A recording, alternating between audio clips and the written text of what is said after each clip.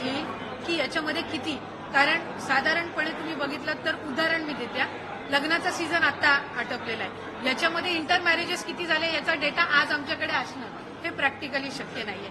तो पुढच्या 10 दिवसामध्येच साधारणपणे आमच्याकडे येऊ शकतो.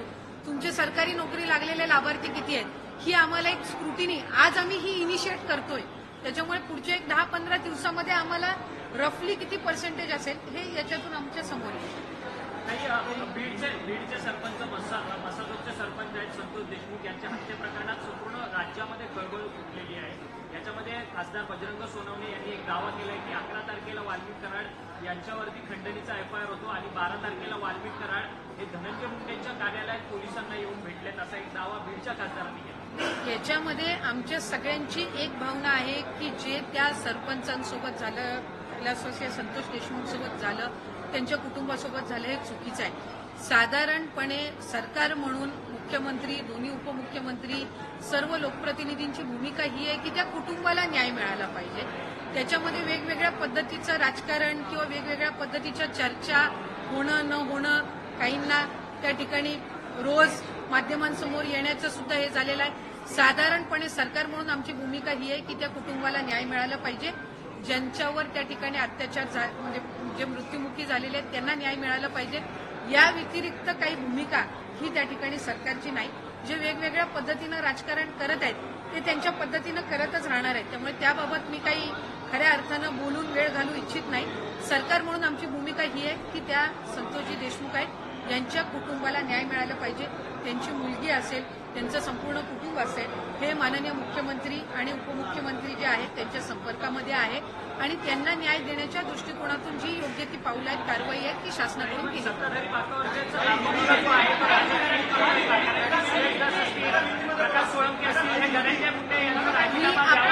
मी आपल्याला म्हटलं की जे त्या बाबतीमध्ये राजकारण करत आहेत त्याबद्दल मी काही फार वेळ घालू इच्छित नाही. आमची शासन म्हणून भूमिका ही आहे की त्या कुटुंबाला न्याय मिळाला पाहिजे आणि त्या पद्धतीनं जी योग्य पावलं आहेत ती शासन उचलत.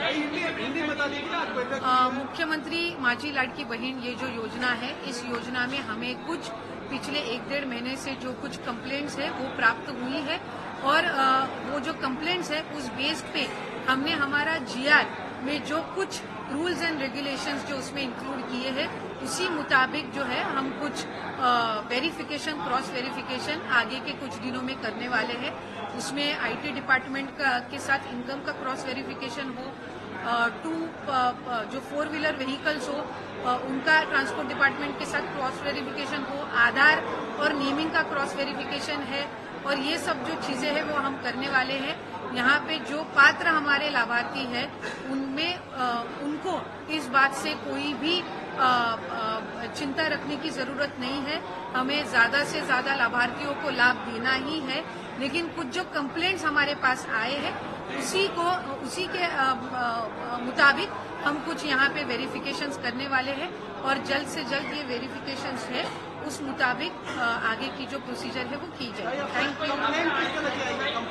कंप्लेंट्स कुछ है जो डबल एप्लीकेशंस के कंप्लेंट्स हैं, कुछ कंप्लेंट्स ऐसे हैं कि जो मैरिज के बाद, जो इंटर स्टेट मैरिज के बाद जो वहाँ पे जो रीलोकेट हुए हैं उनके कुछ कंप्लेंट्स हैं, कुछ इनकम सोर्स के कंप्लेंट्स हैं. ऐसे कुछ कंप्लेंट्स आए हैं तो जो भी हम आगे क्रॉस वेरिफिकेशन करने वाले हैं वो उस कंप्लेंट्स के आधार ही रहने वाले हैं. कुछ लोगों के फॉर्म जो पात्र हुए थे लेकिन उन्हें अब तक जो है एक भी नहीं, उनमें कुछ टेक्निकल भी है. हमने आज जो दिसंबर महीने का जो हमारा DBT प्रोसीजर हुआ है उसमें तकरीबन 10 से 12 लाख जो आधार सीडिंग अकाउंट्स नहीं हुए थे उनको भी हमने इस बार लाभ दिया है, तो वो प्रोसीजर भी है, वो भी जारी है.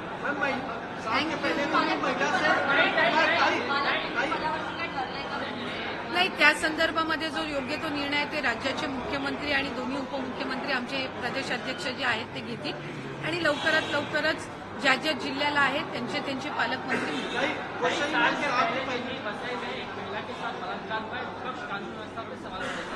हम ऐसी घटनाओं का निषेध ही करते हैं और मैंने उस वसई की घटना के बारे में मेरे पास ज्यादा जानकारी है नहीं.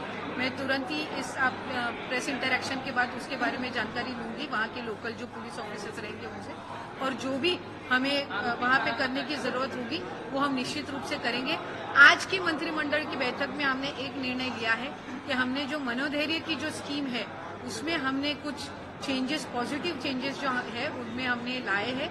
जो लाभार्थी जो जिनके साथ, जो पीड़ितों के साथ ऐसे जो घटनाएं हैं वो होती है, उनको तुरंत से तुरंत हमारे मनोधैर्य योजना का जो एक सपोर्ट है, फाइनेंशियल सपोर्ट, वो मिलने के लिए जो कुछ निकष है उनमें हमने पॉजिटिव बदलाव लाए हैं। तो वसई हो या पिछले कुछ दिनों में जो एक दो घटनाएं हुई उसमें भी हम ज्यादा से ज्यादा ये मनोधैर्य स्कीम का जो उनको बेनिफिट है वो देने की कोशिश करेंगे।